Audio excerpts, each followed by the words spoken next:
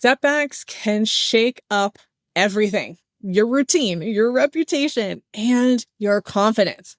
You know that you're capable, but now you're second guessing yourself. You wonder if maybe others are second guessing you as well. And the longer this drags on, the harder it can be to reset. I have worked with so many professionals who are in this exact place. And to be honest, I have been in this place as well. You're smart, you're talented, but you are completely spinning out. What helped them move forward and what helped me move forward, it wasn't a pep talk and it wasn't being overly positive. We definitely do not do toxic positivity here. What I needed, what they needed was structure and reflection and small intentional steps. And that is what we are walking through in this episode. Welcome to Control Your Career. I am Julia Toothacre, and I'm your strategic career consultant. I'm so glad that you're here. This season, we are working through career challenges that really knock professionals off track. And today we are talking about one of the most destabilizing, a career setback. Whether it's a layoff, a mistake, God forbid, or something that just didn't work out, it's easy to start questioning your own value. But confidence, it's not something that you just get back. You have to rebuild it, and you have to rebuild it piece by piece. And it takes clarity, awareness, and action. So why does our confidence get shaken when we have a career setback? Well, a setback, it's not just affecting your job. It can affect your identity, your routines, and honestly, most importantly, your stability, especially if that is a core value for you. And in the workplace, we are often tying our value to performance and outcomes. And so when we're doing that, and then all of the sudden, something negative happens, again, whether you lose your job or, you get some negative feedback or something of that nature, it can also impact your confidence. And I know not everybody is going to feel this way, but too many people do. And I've seen so many clients come to me where their confidence gets shaken because of something that has happened. And it's usually either a situation within the workforce or feedback that they have received. And what happens is you feel embarrassed, you feel ashamed. Sometimes you feel like you now have to start over because it just hit you so squarely in the chest. And I know you know what I'm talking about. It's that feeling, it's like a gut punch almost, where you don't know where to go because your confidence has just been completely taken from you. And then the self-talk starts to happen and it can get pretty bad. I don't know about you, but my self-talk is mean. It's really mean and I don't like it. And what ends up happening is we say things like, I should have seen this coming. I must not be as good as I thought that I was. Or, well, nobody's going to take you seriously now. What kind of professional are you? These are things that, again, I have said to myself and I have seen clients say to me because whatever the situation was, it completely rocked their world.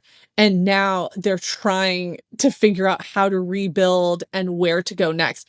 And unfortunately, most managers are not equipped to deal with it because they're either the one that inflicted it or you don't have a good enough relationship with that person to be vulnerable enough to share this and allow them to help build you back up because you don't want to be seen as incompetent.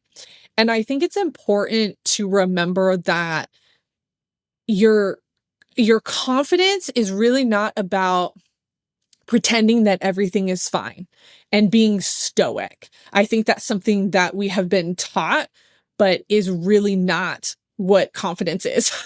Confidence is really about facing what happened. It's being honest with yourself and then choosing how best to move forward in a way that is going to honor you and help build you back up. So let's go through the control your career process to help process through all of this and figure out what happened and how to move forward well. Realistic reality is going to be one of the hardest in this particular situation because when we have a career setback, regardless of what it is, it forces us to really take an objective look at our role in the situation. To be fair, it is not always our fault, but part of realistic reality is digging deep enough to understand what was in our control and what was outside of our control, because understanding those two things will help you reset your mind a little bit better to understand I'm doing everything that I can and this still happened. This is not me. Or you know what? I could have handled this better. And this is what I think I can do better in the future and owning that. So realistic reality in stage one, what actually happened and what didn't happen is also important because I think sometimes we start to say things that aren't true. They're not rooted in truth and reality. And we have to distinguish between those. So for this situation with a career setback, we have to really name the facts. You have to understand the facts of the situation, not how you felt about it. That's a different thing, but the facts of the situation. So was this a layoff? Was it something that went wrong in a project? Was it a mistake that you made? If it was a layoff, this is so important to understand. What was the reason for the layoff? There are a lot of layoffs happening right now, and it has nothing to do with the people being laid off and everything to do with the organization and how they are handling the structure and all of that. In those scenarios, you have done nothing wrong. You could be very good at your job. You could have all the accolades, all the things. It doesn't matter. The company was moving in a different direction. They reorged and you're out. So in that situation, you have to take a step back and go, this is not me. I did not do anything wrong. Is it terrible? Yes, it is terrible. And we have to take time to grieve and, grieve the loss and all of that. But at the end of the day, it wasn't anything that you did and it wasn't your fault. And so that's the reality of that type of layoff. Now, there are other types of layoffs, which would not be called layoffs. This is when you get fired and you get fired for something that happened. Sometimes it is warranted. Sometimes it is not. This is where we have to dig into what is the truth about what happened, not your perception, not your feelings. What actually happened? Can you put yourself in the shoes of the person that fired you to say, you know what? I did mess up. Do I think that it's worth firing me? Probably not. I would have given me another chance, but that's not what happened. So I have to own that. In some situations, you really did mess up and you messed up bad. And you have to, again, own that and understand why it happened and then work through that into the next position so that it doesn't happen again. This is one of the hardest conversations that I have with clients because most of my clients, they know that they messed up and they're trying to really get back on track. And it's a really hard thing to do because especially if you are a high achiever or you are somebody who really doesn't mess up and you do, it hits your confidence so squarely in the chest and it's so hard to come out of that. So if this is something that as I'm talking, you're like, oh, I'm dealing with this.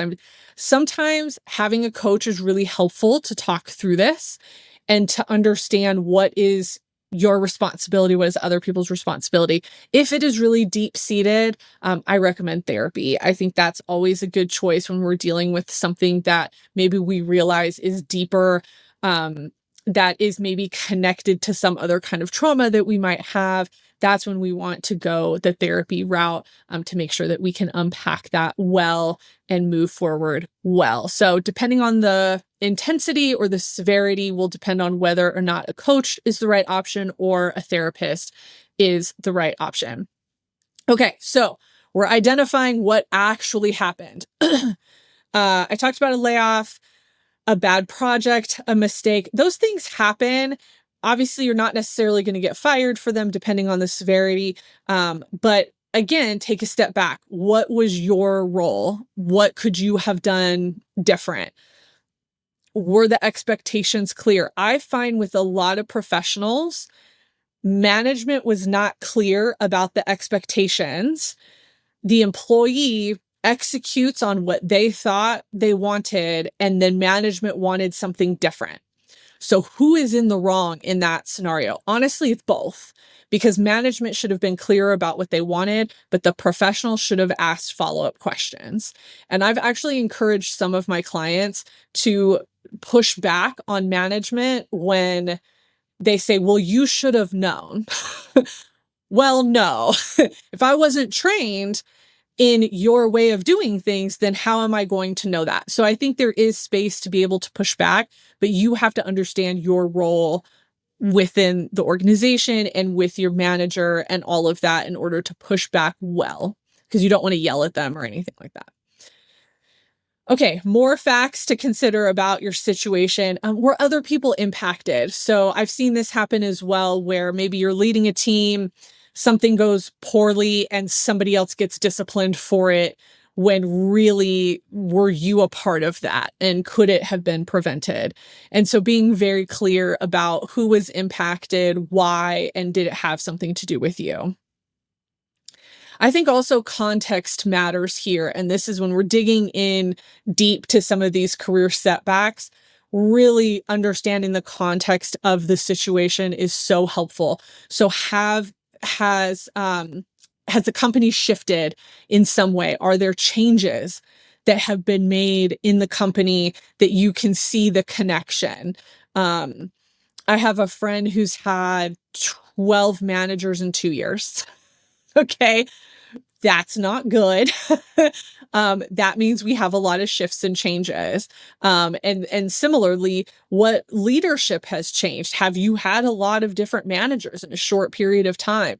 That makes it hard to execute on your work well, because you're having to constantly shift with the new expectations of a new leader. Are there new demands? With so many layoffs happening in multiple industries and multiple functions, are you the last one standing on the team? And now you're having to make up the work of 4 people or 5 people, whatever it looks like. And so understanding those new demands and being able to have a conversation with your manager around, hey, I'm seeing this happening. What are your expectations of me now? And that's a conversation we can have to potentially prevent a setback from happening, or a mistake from happening, or a project getting dropped, whatever it might be. When we're talking about realistic reality and this topic specifically around career setbacks and our confidence and all of that, we have to separate our identity from the outcome. And so often we enmesh the two, and we really put our identity into this thing that happened. Layoffs are a great example of this. Just getting bad feedback. Some people really cannot take negative feedback well, and so they internalize it, and it becomes part of their identity. I'm a bad person. I'm not a good professional. I'm not good at what I do. Well, those things likely aren't true, but you're connecting things that don't need to be connected.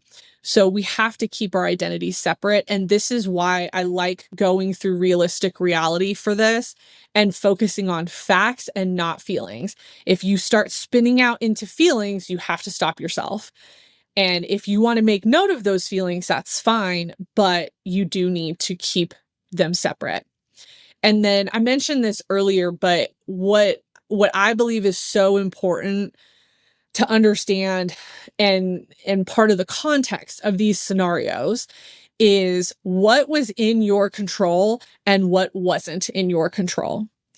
And I talked about, company changes and leadership shifting, new demands, all of that. Some of that, actually, most of that is not within your control. And so what can you control? Well, you can control the follow-up conversations. You can control how you conduct yourself. You can control what you talk about and how you talk about it. You can be proactive about some things and, have a good understanding of what people were working on and what's going to fall onto your plate and have those conversations, right? Be realistic about just the workload and all of that. So what is within your control versus what isn't? And if it's not in your control, you have to separate from that and you have to use it as context to go, you know what? There is nothing I could have done differently here that would have impacted this outcome. And therefore, I know this is not me. Yes, it's a bad thing that happened, but it's not me. And so I understand that, and I'm going to move forward, not connecting to that. I recognize how hard it is to do that.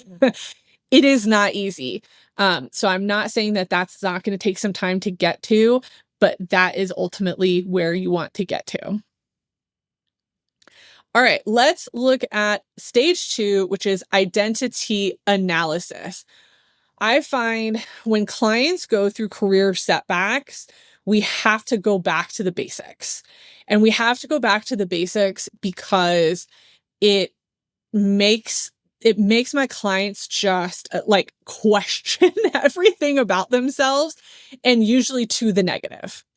And so we have to take a step back and we have to go, okay, let's talk about your interests. Well, okay, we're going to go through a couple things. Interests, skills, values, and work preferences. Those are like the core pieces of ourselves that we have to go back to.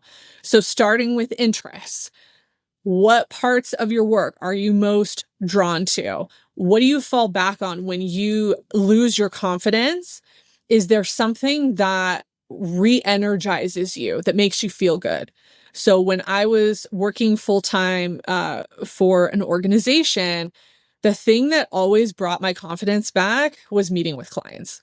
Always. That was the time. It was a combination of that. And then there were some committees that I was on that I really enjoyed and were very life-giving. And so those were the things that I really looked forward to help counteract what was going on in other parts of my job. So what are things that you are drawn to that are going to give you some energy? And can we do a little more of that for the next little while to make sure that your confidence does come back? Looking at your skills. We've talked a lot about skills over the last few episodes, but thinking about what the setback was and is it connected to your skills?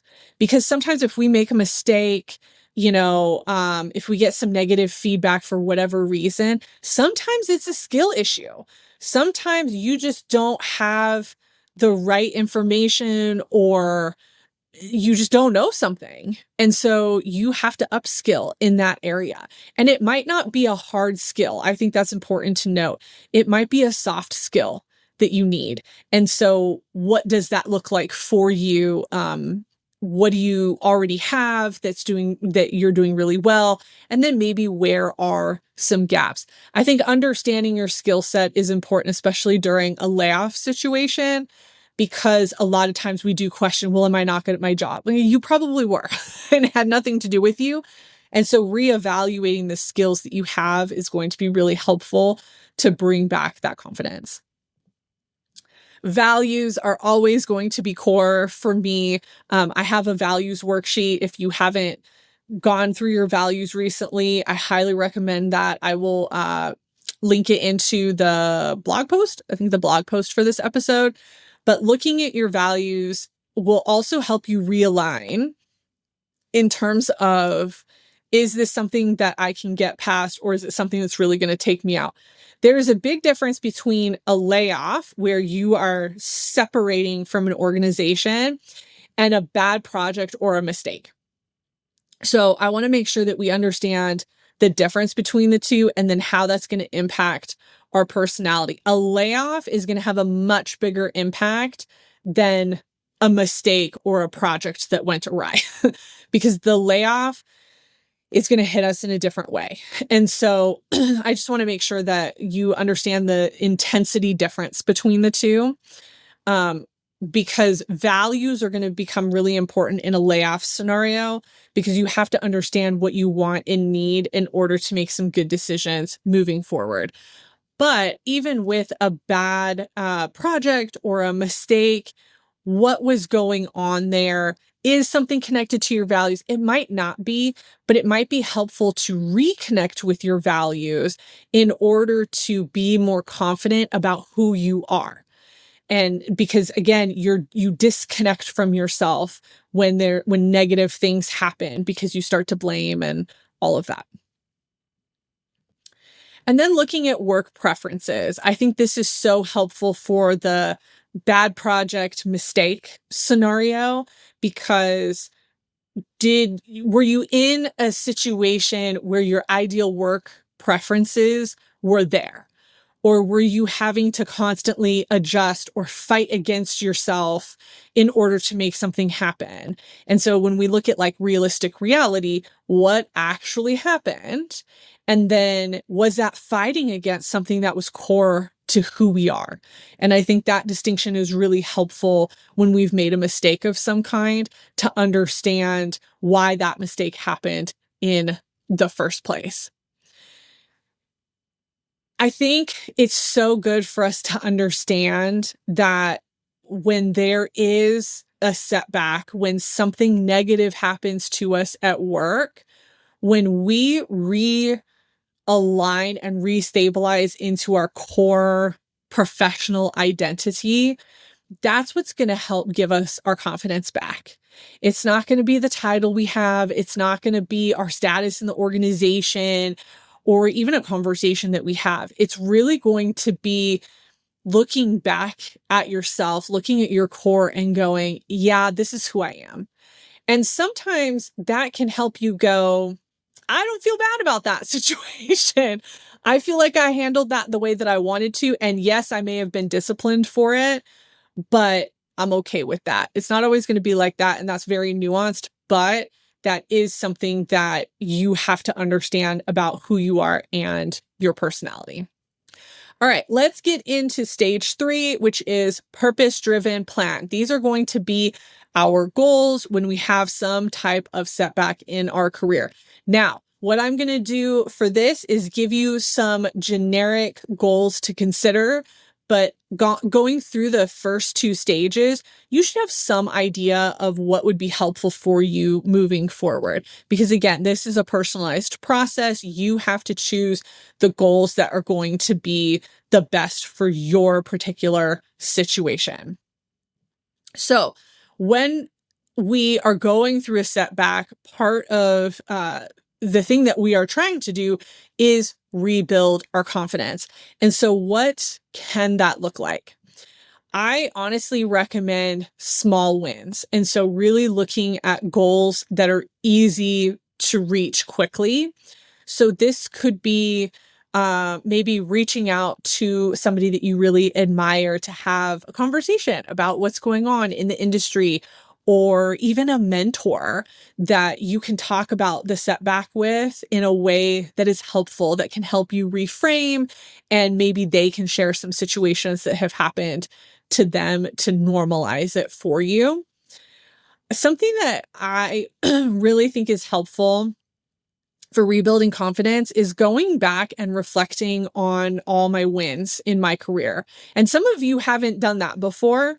And so starting that process and going through each position you've had and what went really well and what were those highlights and wins, I think is really great. It's a really great practice. And it does help bolster your confidence. Bonus, if you do that with somebody else, like have somebody else who can really hype you up, because you likely will not hype yourself up appropriately. I can attest to that. Okay. So sometimes we want the goal to be, I want to feel more confident. It's a little vague. It's vague in terms of language. So I would think more about, I want to be aligned with my position and with where I'm headed in my career. And I think the word alignment allows us to think through the possible goals and actions associated with that. I think feeling confident is going to look different for everybody as well. So if you do want to use that language, you then have to articulate for yourself what is going to make you feel confident. And then that will also get connected to your goals. Also, understanding what type of success you want. And that is a little bit of a longer term goal. But I think when we are high performing and we get knocked back, it can help to reconnect with what success looks like ultimately.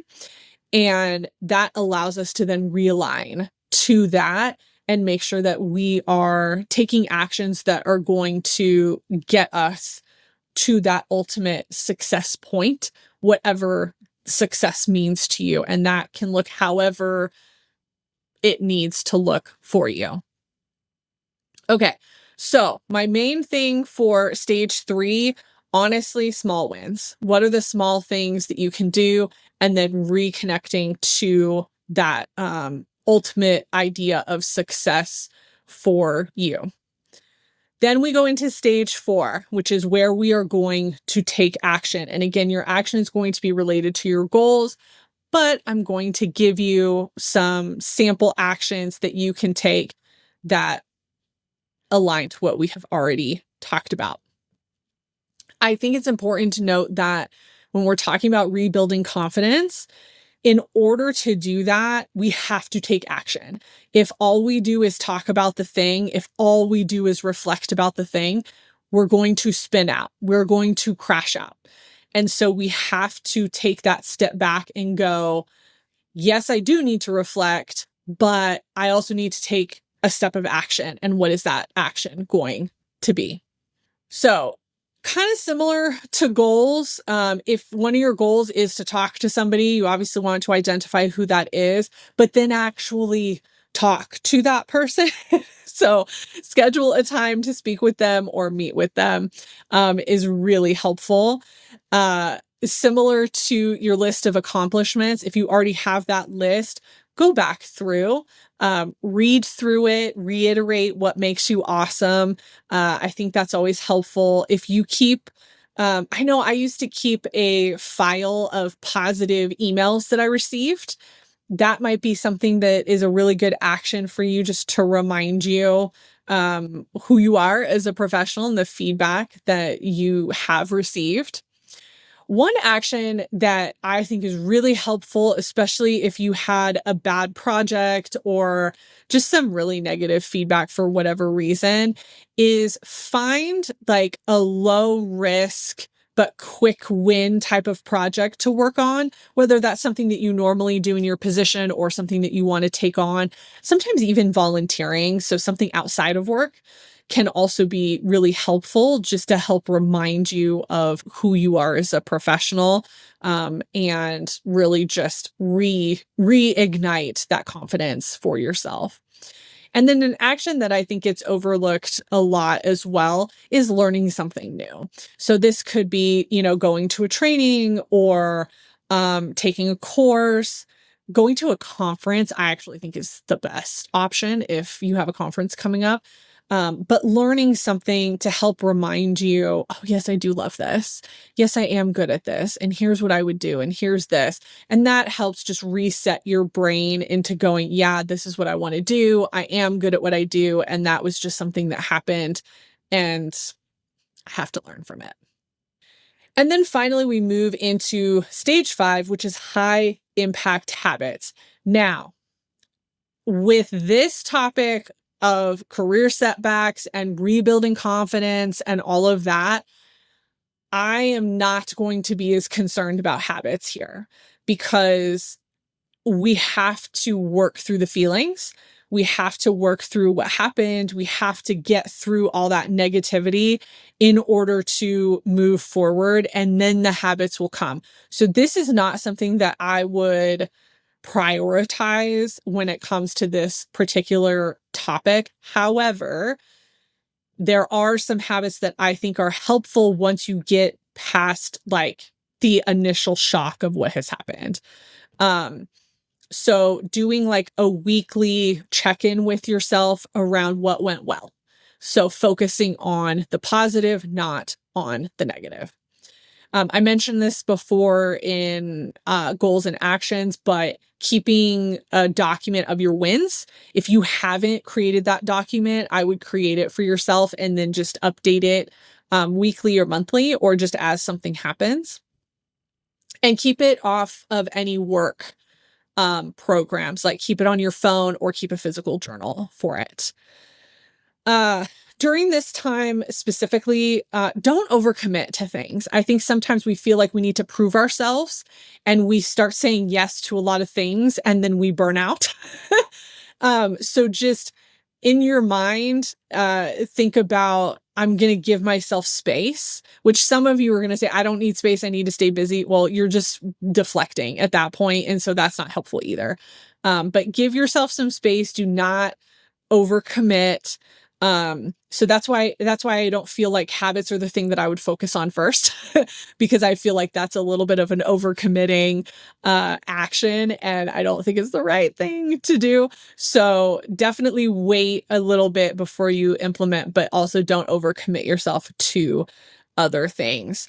I would also find somebody in your organization that you trust to get an opinion or feedback from, maybe regularly. This is also something I do in coaching. So my clients that coach with me regularly, so we're on like a retainer option, which I don't take a lot of clients on retainer, but the ones that I do, this is a lot of what we talk about is what happened. Do we need to reframe something? We talk about wins. We talk about just situations and scenarios that happened and how we can work through and move past it. And it's helpful because they get a really objective view of what has happened. And it also allows me to play into the realistic reality and ask them more pointed questions to get them out of their feelings and into what actually happened. So that's something you might be interested in. You can always schedule a clarity call with me if that's something that you want to do. But again, habits, low priority when it comes to this. I really want you to take some time to reflect, take some small actions to rebuild your confidence. Confidence is not going to come back like all at once at one time. It's going to come back through moments and those small wins. You know, when you choose to speak up again, when you take action, when you start seeing yourself clearly, when you go through that identity analysis process, instead of looking at yourself through the lens of this single setback. So today we looked at how to rebuild your confidence with intention. We're not going to fake it. We're not waiting to feel better. Okay. We're not being stagnant. We are going to keep working forward, working our way forward, one step at a time, taking those small actions to rebuild the confidence. And remember, you do not have to wait until you feel ready to make any kind of move. You want to make a move and your confidence will continue to grow. It's a shift, right? It's a shift. A setback is a shift. It's not necessarily as bad as you think that it is, but how you respond to it is going to shape really how you move forward and how you respond to other things happening in your career. So if this episode hit home for you, here are a few ways to keep the momentum going. One is going to be downloading my Control Your Career worksheet to help you work through some of these things and brainstorm for yourself to move through from the setback to regaining that confidence. I'd love for you to share this episode with a colleague, maybe somebody that you've had some conversations with where they have had some setbacks and would benefit from this conversation. I would love for you to subscribe so that you can get all the episodes from this season and future seasons.